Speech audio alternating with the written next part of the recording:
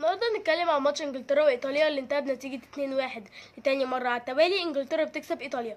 دي كانت في تصفيات الاوروبيه لالمانيا في المانيا. كمان بنشوف ان طبعا تاني مره على التوالي، المره اللي فاتت برضو كسبوهم، لكن كان الاختلاف ان هو كانت في نهائي الامم الاوروبيه بيكسبوهم. ديكلان رايس بيسجل هدف، وهاري كين بيسجل هدف من ركله الجزاء بيخليه الهداف التاريخي لمنتخب انجلترا، وهو كمان الهداف التاريخي لنادي توتنهام.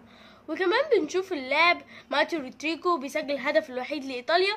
كمان بنشوف الحارس دوناروما في مستواه برضو اللي تحسه في النازل شوية، كان بيلعب برضو مع باريس سان جيرمان ودخل فيه الكثير من الاهداف. برضو النهارده بيدخل فيه هدفين، وشايف ان هو كان من الاستطاعة ان هو يصدهم.